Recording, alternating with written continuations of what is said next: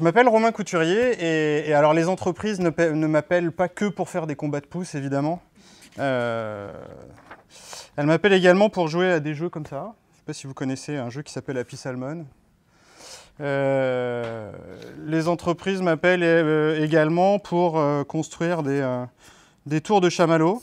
Je ne sais pas si vous avez déjà joué au Marshmallow Challenge. Voilà, en gros, vous faites construire une tour de spaghettis, vous posez des chamallows dessus. Si vous n'avez jamais joué, eh ben, oui, alors effectivement, c'est un jeu dans lequel on essaye de ne pas manger le chamallow tout de suite. Mais j'ai les entreprises également, quand elles m'appellent, je les fais jouer à 1, 2, 3. C'est un exercice où on compte à 3, mais à 2. Je ne vais pas vous expliquer les règles, ce serait dommage de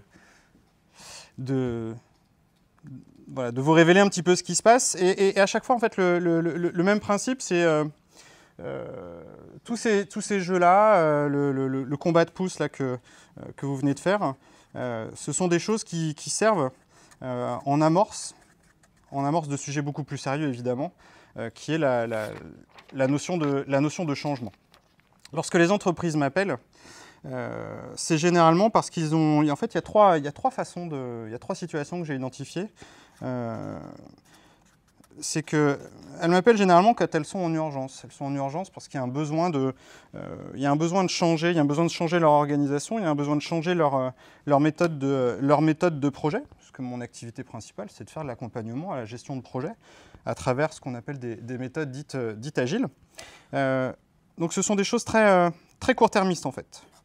Il y a une urgence de changer, une urgence de produire différemment. Il y a d'autres organisations, d'autres personnes qui m'appellent, cette fois-ci parce qu'elles voient beaucoup plus loin, elles ont une vision beaucoup plus long terme. Généralement parce qu'elles ont été attentives à ce qu'on va appeler des signaux faibles. Des signaux faibles, c'est-à-dire des tendances, des éléments, des choses qu'on entend aujourd'hui, qui n'ont aucun caractère d'urgence, mais qui pourtant peuvent être pris en compte. Et puis il y a d'autres personnes qui vont se situer un petit peu au milieu. Là, c'est parce qu'elles ont un projet, elles ont le temps, c'est pas une urgence, mais on arrive à peu près au bon moment. Et c'est toujours délicat parce que, quelle que soit la situation dans laquelle je suis appelé, eh bien à chaque fois, je me retrouve avec quelqu'un, un commanditaire, et qui n'est pas seul à devoir implémenter ce qui va être fait. Et donc la première chose qu'il me demande, évidemment, c'est d'aller convaincre tout le monde que la mission, les nouveaux outils ou les nouvelles méthodes que je vais apporter, eh bien, il faut que je convainque tout le monde que c'est la bonne chose, que c'est bon pour les gens. Alors ça, c'est ce que je faisais avant. Avant, c'était il y a quelques années, j'arrivais et je leur disais, voilà, ça, ceci est bon pour vous. Allez-y, mangez-en, vous allez voir, ça va bien se passer. Et puis finalement, ça ne marche pas. Je me suis aperçu que ça ne marchait pas, donc j'ai complètement arrêté de... alors c'est ce que j'explique dès le départ aux personnes avec lesquelles je travaille. J'ai complètement arrêté de convaincre les gens. C'est-à-dire je ne convainc plus les gens que ce que je leur propose est bien ou pas bien. Je considère que je les informe. Alors ça change quoi? Ça change à peu près tout. Ça change à peu près tout dans ma posture et dans la démarche d'accompagnement que je vais pouvoir adopter derrière. Alors ça change dès le départ, parce que dès que j'explique ça à quelqu'un, évidemment, la première chose, en fait, avant même de commencer à accompagner les gens, il va falloir que je calme les ardeurs de mon commanditaire, en fait. C'est-à-dire que la personne est ultra motivée. En fait, elle a un niveau d'énergie elle est super partante. Vous avez peut-être déjà rencontré des gens qui sont ultra partants pour faire un truc. Peut-être vous, d'ailleurs. Enfin, j'espère. Et donc, j'ai une personne qui a un niveau d'énergie maximum. Et la première chose qu'on me dit, ou que je peux constater, c'est que pour une personne qui se trouve ici, tout le monde ne partage pas le même niveau d'énergie et le même niveau d'envie. Et ça s'appelle la gestion de la frustration. Parce que soit on observe le fonctionnement du point de vue de cette personne, soit on l'observe du point de vue de ceux des autres. Et je fais le choix de ne plus l'observer de celui d'en haut, mais je ne peux pas lui dire, parce que si je lui dis, ça va lui casser la baraque, et il va redescendre en bas. Donc là, j'ai un problème. J'ai un problème parce que j'ai un mélange d'énergie. J'ai un niveau d'énergie qui est globalement très élevé d'un côté et un niveau d'énergie qui est globalement pas très élevé de l'autre. Et j'ai beaucoup plus de gens qui ont moins d'énergie que ceux qui en ont. Donc, pour éviter de passer le message de manière aussi directe, qui pourrait être assez mal interprété, je m'appuie sur des modèles. Et c'est ce que je vais vous présenter à travers cette intervention. Les différents modèles, les concepts, les outils, tout ce que j'utilise, et je ne suis pas le seul, comme principe qui aide, qui facilite, parce que ce n'est pas une baguette magique, mais qui facilite la conduite du changement. Parmi les premiers modèles que j'utilise, ce sont tous les travaux de Virginia Satir. Virginia Satir, c'est une psychothérapeute américaine qui a publié énormément de travaux dans les années 70, et notamment qui travaille surtout sur les thérapies familiales. Et ces travaux forment aujourd'hui la base des démarches d'accompagnement au changement, en tout cas de la compréhension de ce qui peut se passer sur un changement. Sur une ligne de temps donnée, on va dire qu'une organisation, un système, une équipe ou même une personne va se retrouver dans un état numéro 1 qu'on va appeler le statu quo. Le statu quo, c'est l'état dans lequel on est avant l'introduction d'un parasite externe qu'on va appeler un événement extérieur. Ce statu quo, il est bien, il n'est pas bien, c'est la situation dans laquelle on est tous. C'est une situation qu'on apprécie ou pas, qui va avoir des défauts, et en fonction de notre caractère, on va plus ou moins râler, mais on va plus ou moins accepter le statu quo. Généralement, on aimerait bien que le statu quo change, et on y reviendra tout à l'heure sur d'où est-ce qu'il peut venir. Et à un moment donné, vous allez avoir un facteur externe. Et ce facteur externe va provoquer immédiatement un mécanisme de résistance. Donc c'est la phase tout de suite derrière. Et lorsque vous appuyez un petit peu plus fort, une fois que vous êtes sur la résistance, et c'est tout l'intérêt en fait de la démarche d'accompagnement au changement, c'est de dire que finalement, la personne tout à l'heure qui avait un haut niveau d'énergie a compris que par la démarche de changement qu'on va adopter, l'organisation va adopter un nouveau seuil de performance. On va aller plus loin, plus haut que le statu quo actuel. Cette personne est déjà là. Et l'erreur, parmi les erreurs, ce serait de considérer que le chemin va être tout droit, c'est-à-dire qu'on va passer du statu quo à ce nouveau seuil de performance, quel que soit le niveau de seuil de performance, ça marche avec des outils. Voilà, si vous avez déjà vécu la migration d'un outil sur votre système d'information, c'est exactement le même principe. Si vous avez déjà déménagé, c'est exactement le même principe. C'est de croire que je passe d'un état A à un état B et que la transition se fait de manière linéaire. Alors qu'en fait, pas du tout. On sait aujourd'hui qu'il y a des étapes, et que ces étapes-là, il va falloir les accompagner. La première étape, une fois qu'on a fait qu'on passe la phase de résistance, c'est d'accompagner les gens dans une perte de repère. Alors c'est très inconfortable, mais nécessaire. Et quand vous êtes au creux et que vous êtes au bout du bout du bout, vous êtes dans un état qu'on peut appeler la vallée du désespoir. Alors c'est l'état le plus désagréable parce que c'est l'état dans lequel vous savez tout ce que vous avez perdu, mais vous ne savez absolument pas ce que vous avez retrouvé parce que vous n'avez pas reconstruit. Cette étape-là, c'est-à-dire d'accompagner un individu, des groupes, des organisations dans cette étape de vallée du désespoir, est une étape incontournable. Incontournable s'il y a la suivante, c'est-à-dire la partie de reconstruction, cette phase de transition, c'est-à-dire dans la reconstruction de nouveaux repères, pour pouvoir bénéficier bien de la promesse initiale qui était celle-ci. Donc les gens ne sont pas dupes, et on n'est pas fous non plus. La vallée du désespoir, en plus, si vous ne saviez pas ça ou si vous l'aviez anticipé, ça donne beaucoup moins envie d'y aller, évidemment. Donc, parmi les démarches empiriques qu'on peut imaginer dans les stratégies possibles, on peut utiliser par exemple une stratégie Big Bang. Vous prenez une stratégie Big Bang, c'est-à-dire que vous forcez tout le monde à adopter.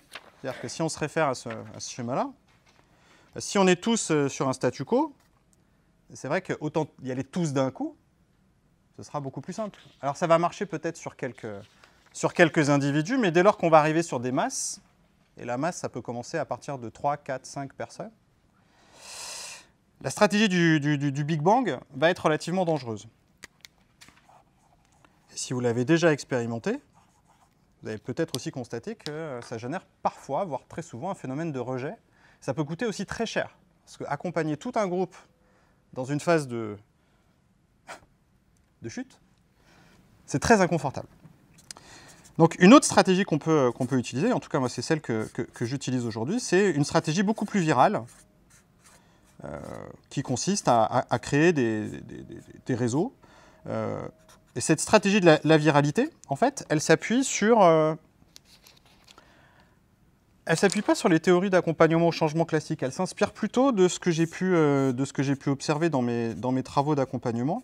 Parce que je travaille aussi avec beaucoup de responsables métiers, des gens qui ont des projets à gérer.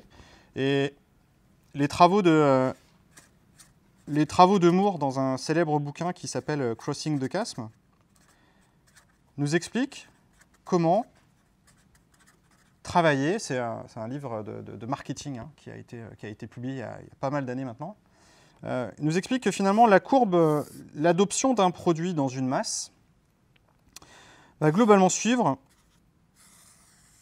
une courbe de Gauss. Une courbe de Gauss dans laquelle on va retrouver en fait différentes catégories d'utilisateurs. Et c'est là que ça commence à devenir intéressant, parce que dans les premières catégories d'utilisateurs que vous allez trouver, quel que soit le produit, vous allez avoir ce qu'on appelle les early adopters. Les early adopters, c'est vous, c'est à n'importe quel moment, c'est lorsqu'on vous propose un service, un produit, une initiative, n'importe quoi. Vous n'avez pas besoin de savoir qu'elle est terminée, vous n'avez pas besoin d'avoir l'intégralité des informations pour être emballé par le sujet. Et un early adopter n'a qu'une envie, c'est d'essayer. Early adopter, c'est un adopteur précoce. Et il n'a pas besoin que la démarche soit sèche, il n'a pas besoin que les règles soient posées, on n'a pas besoin que le processus qualité soit complet pour avoir envie d'y aller. Ce qui n'est pas le cas de l'extrême inverse.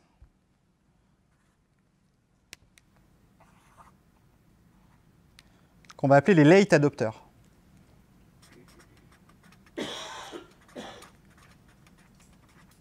Pour se donner un exemple simple, aujourd'hui, il y a encore des gens qui n'ont pas de téléphone portable.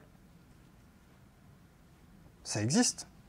C'est bien, c'est pas bien, ça je vous laisse évaluer, mais les late adopters, lorsque vous êtes ici sur votre ligne de temps et que vous allez voir des late adopters, la première réaction que vont avoir ces gens, c'est de vous dire non. Dans un deuxième temps, ils vont vous dire encore non. En fait, ils vont vous dire non tout le temps.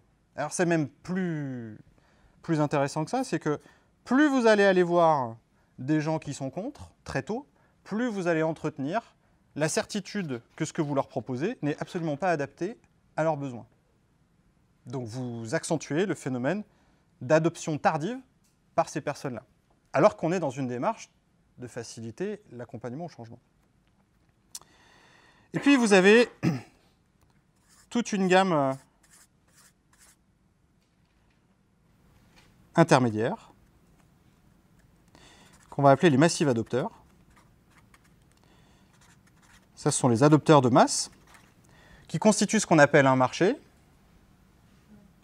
mais pour qui il va falloir amener une proposition de valeur suffisamment claire, suffisamment élaborée, parce qu'elle va répondre à un besoin. Et la particularité de ces gens-là, c'est qu'ils n'ont pas envie d'essuyer les plâtres. À quand remonte votre premier achat sur Internet? C'est l'exemple parfait. Et il y a encore des gens aujourd'hui qui se posent la question de est-ce que je peux payer sur Internet? Est-ce que je ne vais pas me faire piquer mes données? Alors qu'il y a des gens qui ont commencé à payer sur Internet, alors qu'on sait aujourd'hui que les premiers systèmes de sécurité étaient loin d'être parfaits. Pourtant, ils y allaient, il n'y avait pas de souci. Donc aujourd'hui, on est plutôt sur ces choses-là. Alors ce qui est intéressant, c'est que si on le décorrèle d'une logique de produit, de marché, d'un aspect mercantile, si on reprend ce concept-là, on va retrouver exactement les mêmes comportements dans une organisation, encore plus quand on a du nombre. Et puis on a ce qu'on appelle le chasme. Le chasme, c'est cette espèce de gouffre qui finalement un point de rupture qui n'est pas documenté et qu'on ne sait pas encore, qui mélange à la fois de l'énergie, de la motivation, énormément de choses, qui vont vous permettre de dépasser le stade des early adopters. Et combien est-ce qu'on a vu de démarches être adoptées par quelques personnes et puis faire pchit quand on les met à l'échelle. C'est exactement le même principe. Donc, dans une démarche d'accompagnement au changement, cette perspective est intéressante parce qu'elle permet déjà de se concentrer uniquement là où il y a de l'énergie. Là où il y a de l'énergie, c'est là où il y a des sourires. Et donc moi, je ne travaille pas avec des gens qui n'ont pas envie. J'y reviendrai à la fin. Et ça change tout. Parce que dès lors que vous travaillez avec des gens qui ont envie, vous obtenez des résultats. Alors, travailler avec des gens qui ont envie, ça veut dire aussi quand même qu'on a bien compris le problème que ces personnes ont. Donc, dans une démarche produit, on travaille sur l'élaboration et l'identification d'un problème, de quelque chose qui fait mal, une douleur, pour proposer une solution. Et une démarche qu'on utilise assez classiquement dans ce type d'approche, c'est ce qu'on appelle un elevator pitch, un test de l'ascenseur. Pour pouvoir apporter une solution à un problème, dans une logique produit, et si je considère que ma démarche d'accompagnement au changement est un produit au même titre que les autres, eh bien, je ne vais pas arriver en disant « voici la solution », parce que c'est souvent par là qu'on amène la chose. Regardez ma solution comme elle est belle. La question, c'est est-ce qu'on a bien compris quel est le problème qu'on essaye d'adresser? Et surtout, est-ce que ce problème est vécu par les personnes? Une fois qu'on l'a identifié, ce qui permettra de valider les premiers early adopters, il va falloir continuer à incarner cette vision. On n'imagine pas un produit, on n'imagine pas une démarche d'accompagnement au changement qui ne serait pas incarnée. Qui porte la vision? Qui porte la vision du changement? Qui porte la vision de l'intérêt du changement? Et comment est-ce que cette vision est transmise? Et pas juste une injonction paradoxale de type « changeons », vous verrez, c'est bien, mais plutôt quelque chose qui apporte du sens. Alors, il y a 1001 façons d'apporter du sens, mais parmi les outils qu'on peut utiliser, c'est l'élaboration d'un ce qu'on appelle un test de l'ascenseur, un elevator pitch. Et ce test de l'ascenseur, en fait, c'est un format qu'on va utiliser, où on va cibler les personnes, on va identifier, donc c'est pour qui, donc qui est ciblé, qui souhaite. Donc là, je vous donne un format d'écriture. Hein. Vous pouvez essayer d'utiliser ce format-là pour rédiger votre vision. Ça tient sur une feuille A4. Hein. Notre produit est la proposition de valeur. Voilà, pour les collaborateurs qui veulent améliorer qui veulent plus d'outils, plus de qualité. Notre démarche qualité, c'est quoi? C'est quoi la proposition de valeur? Quel est le bénéfice que je vais retirer de ça? Si vous recherchez sur Internet des formats d'elevator pitch, vous en trouverez, ce sera structuré, ce sera peut-être aussi mieux écrit. Dans un elevator pitch, on se positionne également par rapport aux alternatives. Contrairement à quoi? Contrairement à qui? Pourquoi ce produit-là? Il se positionne par rapport à...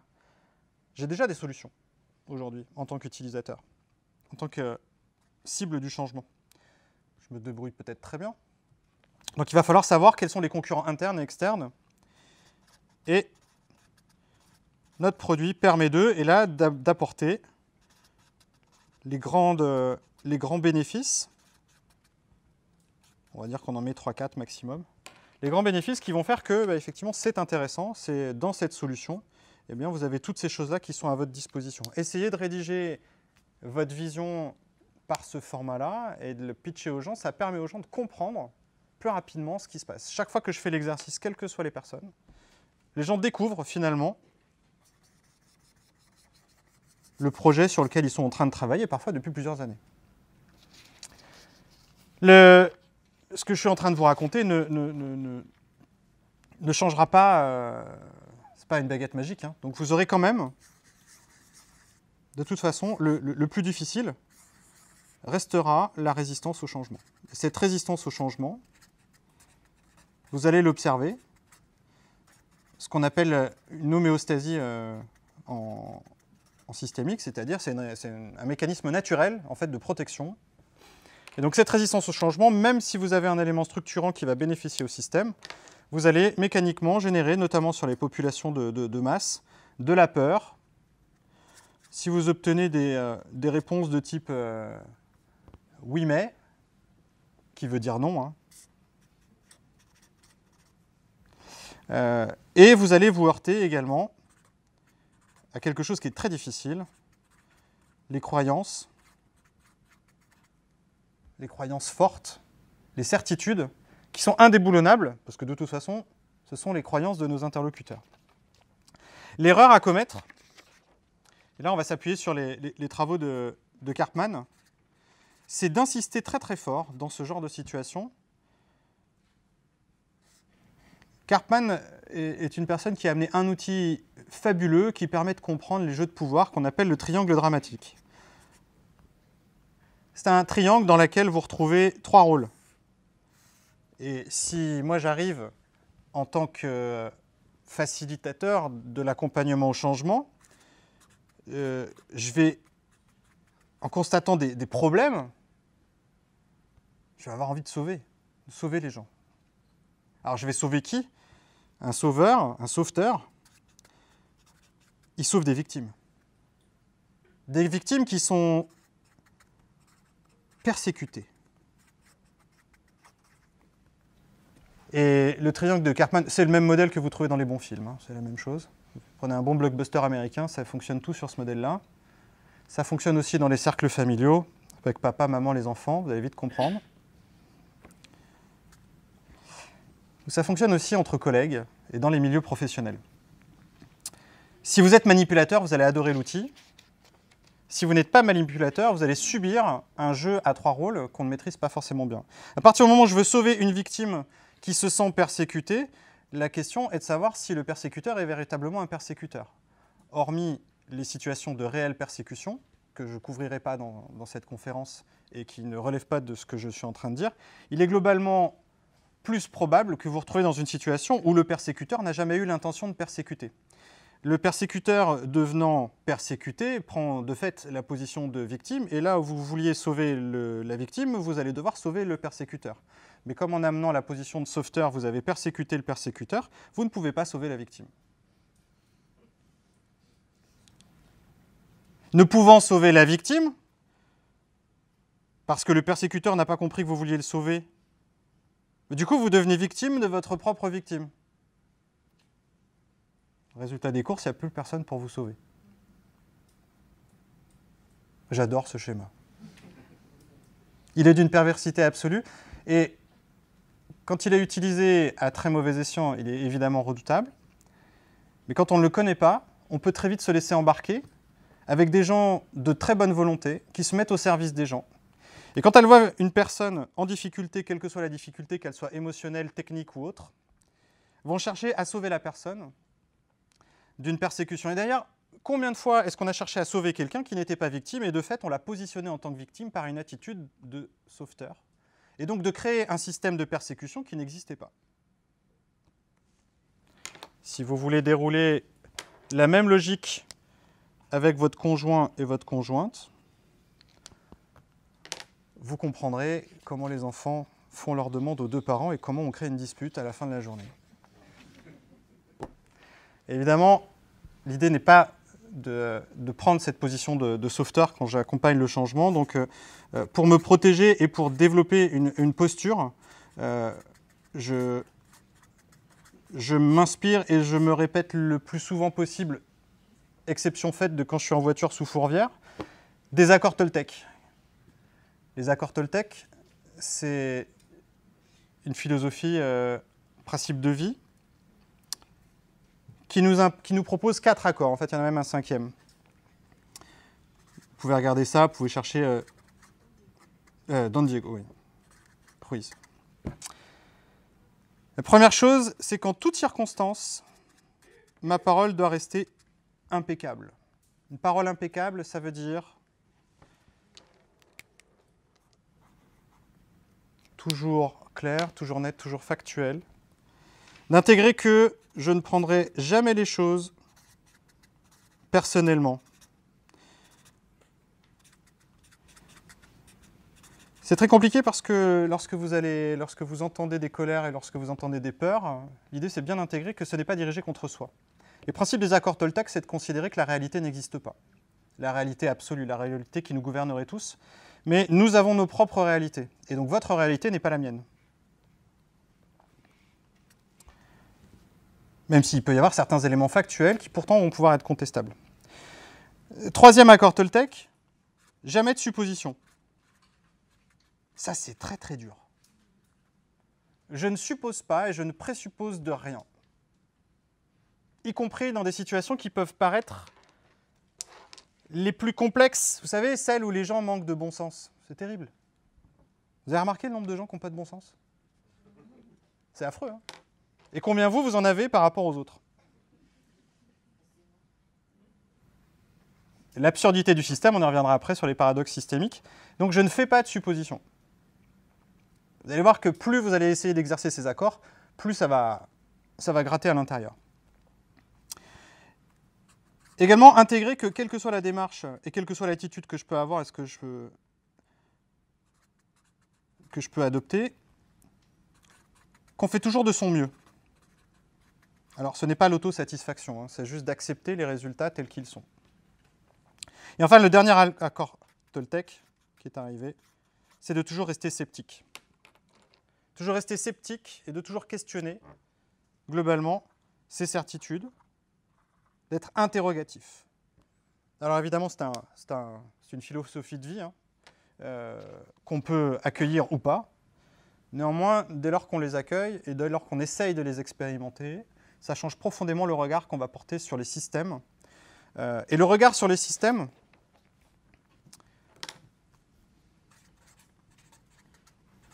modèle qui s'appelle Cynefin, parce que c'est de l'écossais, qui s'écrit Cynefin. Le regard sur les systèmes, globalement, on essaye en permanence de simplifier les systèmes. Un système simple, c'est quelque chose de très linéaire, une cause. Lorsque j'ai une conséquence, je sais revenir à la causalité. C'est très simple. Si j'allume un bouton, j'allume une lumière. Si la lumière ne s'allume pas, c'est peut-être pas aussi simple. C'est peut-être pas aussi simple parce que dans les systèmes simples, tout est linéaire. Dans les systèmes industriels, dans les systèmes, un schéma de pensée, ce serait bien si tout était aussi simple, mais on va plutôt revenir à des choses beaucoup plus compliquées. Dans les systèmes compliqués, la causalité est plus difficile à trouver.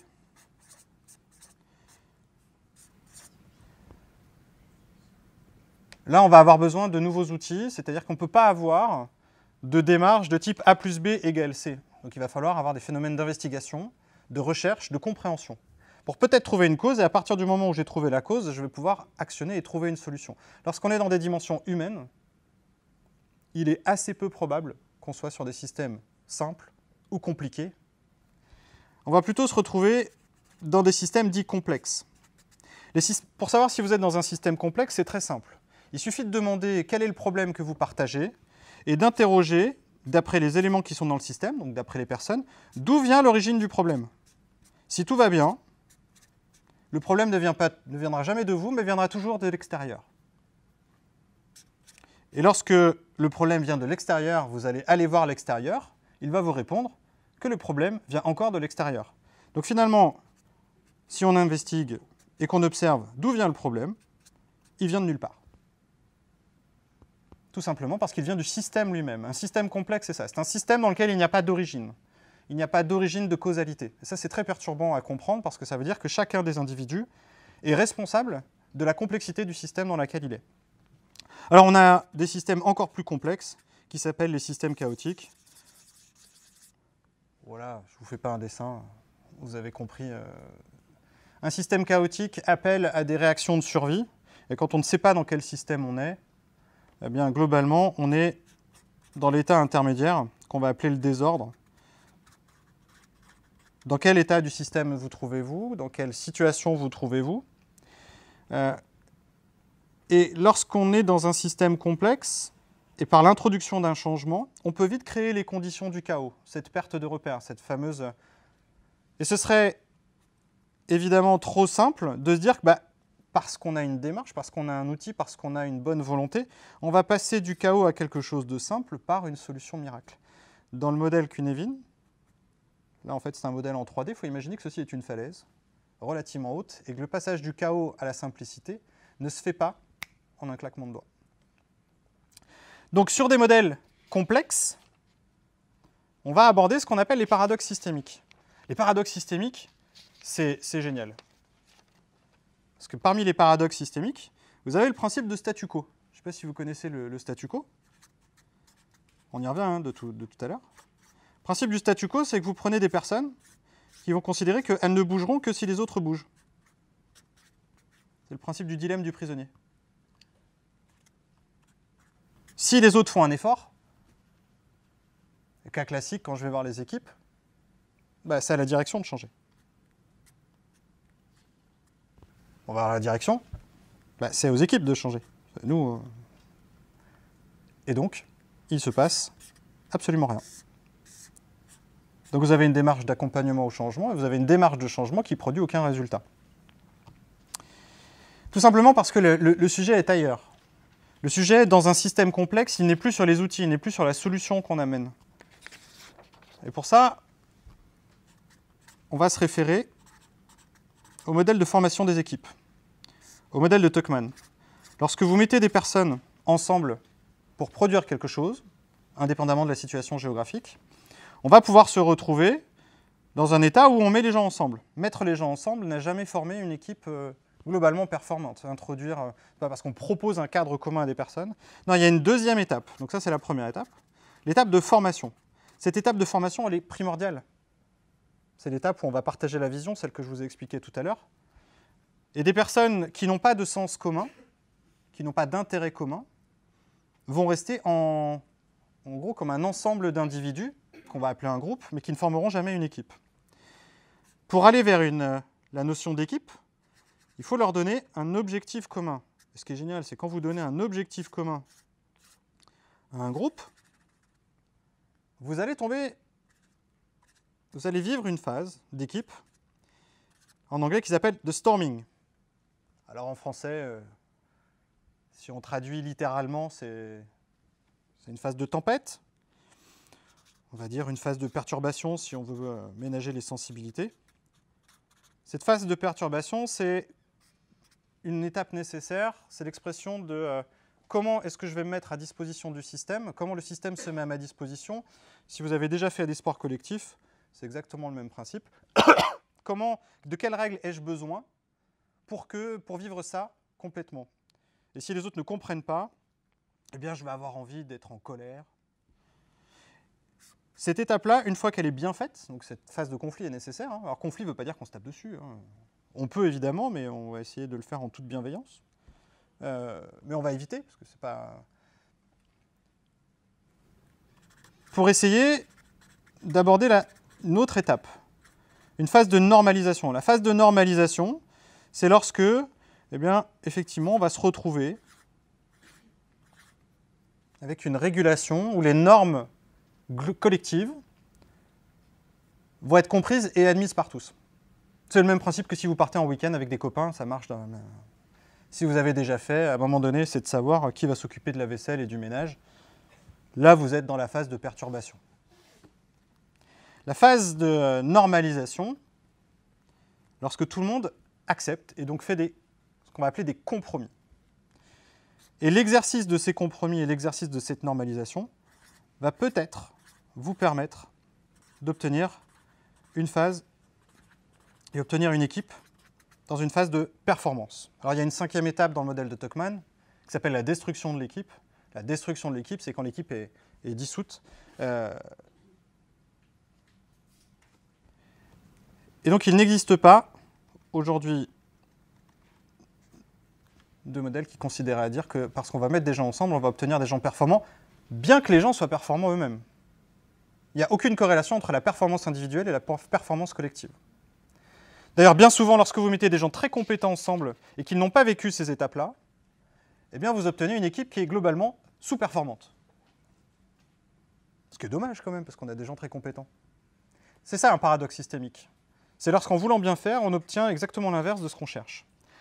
Pour pouvoir s'exprimer correctement dans une équipe, et c'est ce vers quoi j'ai envie de vous amener, c'est d'intégrer que dans cette démarche de changement, ça ne se fera pas sans l'implication et la contribution individuelle. Et on ne peut pas envisager un changement sans une contribution de chacun. Alors ça n'est pas quelque chose qui se commande, mais déjà on va pouvoir exercer des éléments, on va dire, apaisants, notamment dans les phases conflictuelles. Et pour ça, on peut s'inspirer de quelque chose que je vais décrire très rapidement, mais qui pourrait prendre des heures, voire des jours, tout ce qui va être la communication non violente. Comment est-ce que je me mets à disposition du groupe? Comment est-ce que je mets à disposition mes idées, mes émotions, en gros ce que je suis, sans dire, en gros, faites ce que je dis. La communication non violente s'appuie sur 4 principes. C'est la formulation de ces idées au reste des individus, en prenant en compte 4 éléments qui doivent apparaître. Toujours rappeler des faits. Les faits et les émotions qui sont vécues individuellement, ou les émotions qu'on a littéralement pu observer. De faire l'expression d'un besoin et de faire l'expression de la demande, ce qu'on demande au reste. Donc les faits, c'est non contestable. Les faits sont peut-être critiquables, mais incontestables. Les émotions que vous vivez sont incontestables elles-mêmes.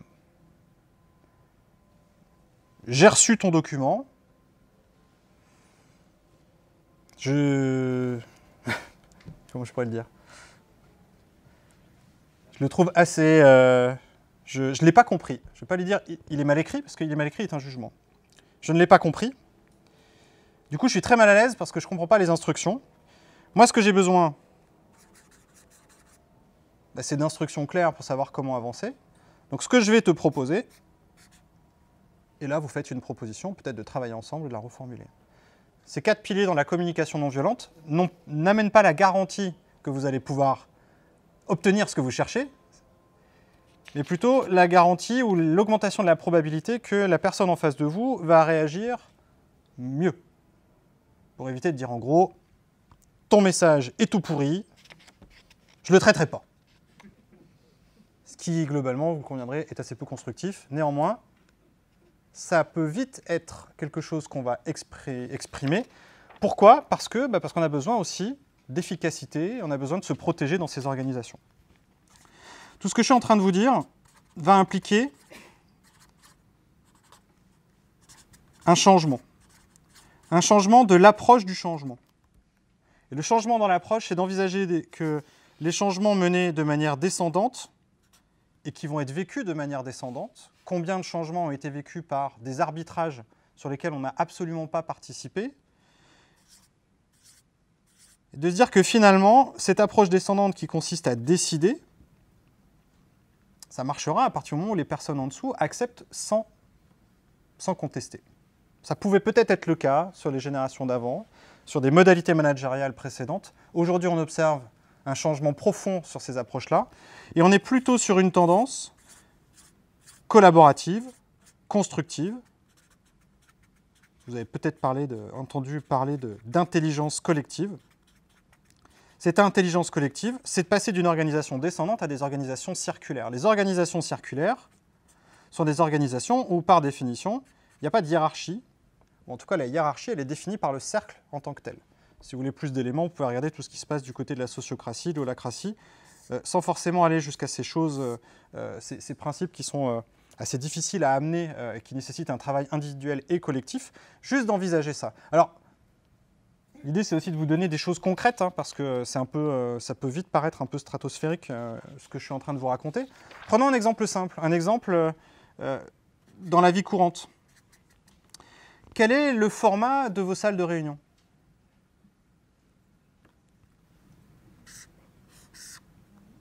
En U? En U, avec des tables. Alors, il y a pire, on peut faire un énorme ovale. Et donc, si on cherche véritablement à avoir une participation, une co-construction, c'est y compris sur les modalités physiques de collaboration qu'on va pouvoir jouer en premier lieu est de supprimer ces modalités spatiales. Tout simplement, vous supprimez les tables et les chaises et vous obtenez véritablement une organisation circulaire, une organisation sans obstacle, une organisation libre. Ce qui va nous permettre à partir de là d'aborder les sujets et de manière un petit peu différente, parce que le cadre changeant, et si on amène des pédagogies alternatives, par exemple des combats de pouces comme je vous l'ai proposé au démarrage, c'est pas juste pour se faire plaisir, et c'est pas parce que j'ai des produits combat de pouces à vous vendre derrière, c'est parce que derrière, ce qu'on cherche, c'est en premier lieu, en tout cas ma démarche à chaque fois, c'est de récupérer de l'attention, de la concentration. Une organisation circulaire sans table, sans chaise, sont déjà des personnes qui n'ont pas de PC. Et quand vous n'avez pas de PC, vous allez pouvoir enfin vous concentrer sur les autres, et donc sur leurs idées, bonnes ou moins bonnes, en appliquant et en essayant d'exercer ce que je vous ai proposé précédemment.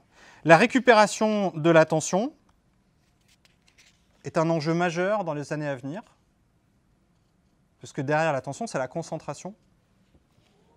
À partir du moment où je suis concentré, je vais peut-être porter un regard différent sur ce que j'entends et la façon dont j'ai envie de contribuer. Le changement de cadre, ce changement de cadre est particulièrement perturbant. Il va donc falloir travailler sur ce qu'on appelle la notion de cadre. Travailler avec des pédagogies alternatives, c'est très bien. Changer les modalités spatiales, c'est très bien. Il va falloir travailler sur un cadre sécurisé. Retravailler sur un cadre sécurisé, ça veut dire mettre les gens dans une zone de sécurité. Sécurité émotionnelle, sécurité physique, dans laquelle je sais que je vais pouvoir m'exprimer, mais dans laquelle, si je m'exprime, je ne serai pas jugé. Et donc de revoir les protocoles conversationnels qu'on a et qu'on exerce. Donc la première chose qu'on va faire, quand on travaille sur ces cadres, et si on est l'agent du changement, et quand on invite des gens à l'intérieur de ce cadre, c'est l'invitation à la bienveillance. La bienveillance ne doit pas être quelque chose qui sonne creux, la bienveillance doit être quelque chose qui se ressent, qui se vit. Plus vous allez exercer la bienveillance envers les autres, plus vous allez augmenter la probabilité d'être dans un cadre bienveillant. La réciproque fonctionne, moins vous êtes bienveillant, plus vous allez augmenter la probabilité de ne pas l'avoir. Donc on ne va pas forcer les gens à venir dans un cadre, on ne va pas forcer. Et parmi les outils qui fonctionnent très bien, juste le principe d'invitation. Envoyez des cartons d'invitation si vous voulez que les gens viennent participer aux réflexions sur les nouvelles modalités. Voilà. La dernière fois que vous avez reçu un carton d'invitation, normalement, je dis bien normalement, vous vous êtes senti touché, gratifié, sauf si évidemment c'est quelqu'un que vous n'aimiez pas, mais ça c'est un autre sujet. Mais normalement, une invitation, quand elle est bien formulée, elle fait aussi, elle a un double message. Le premier, c'est la considération individuelle. Le deuxième, c'est que vous avez le droit de refuser. Et donc si on accepte qu'une personne refuse l'invitation, bon, on n'a pas de problème, parce que les gens qui vont répondre à l'invitation sont les bonnes personnes. Et donc vous ne travaillerez qu'avec les personnes qui ont envie véritablement de changer et qui sont invitées au changement. Et là, on change complètement la façon de raisonner le changement. On invite au changement plutôt que de forcer. Alors là, vous allez peut-être me dire, mais c'est bien gentil, mais comment on fait du coup pour aller vite? Parce qu'à force d'inviter les gens, si tout le monde refuse, ça ne va pas avancer. Absolument. Et si vous raisonnez comme ça, c'est que vous êtes certainement la personne qui a énormément d'énergie, que je présentais au démarrage de la présentation. Et donc d'envisager, et un moyen de gérer votre frustration, c'est d'envisager que cette démarche de changement est pour entretenir sa viralité. Ça va vraiment être la politique des petits pas. Ça va être très très progressif. L'acceptation du temps long, dans une période où on est plutôt sur des temps très courts, voire l'immédiateté, voire l'urgence. Le changement, pour bien l'installer, va nécessiter des temps longs. Alors des temps longs, ce n'est pas forcément plusieurs années, ça peut être juste quelques jours ou quelques semaines. De l'intérêt d'avoir les accords Toltec en tête et de l'intérêt d'avoir toutes les démarches que je vous ai proposées juste avant pour aller chercher ces early adopteurs, ces massive adopteurs et peut-être un jour les late adopteurs, mais très très tard. Ce que j'ai pu observer à travers toutes les dernières années d'accompagnement au changement que j'ai pu conduire, c'est que le critère de succès, si on a de les résumer, un bon changement, c'est lorsque vous avez déjà envie, c'est-à-dire que les personnes ont envie du changement, envie et qu'elles le portent. L'envie, ça ne se décrète pas, ça se construit. Et qu'il va falloir un sponsoring. Et pour éviter le statu quo et le paradoxe systémique de tout à l'heure, eh bien, d'essayer de travailler sur les deux aspects, un sponsoring fort et construire une envie forte. Et peut-être, je dis bien peut-être, vous aurez une belle démarche d'accompagnement au changement. Je vous remercie.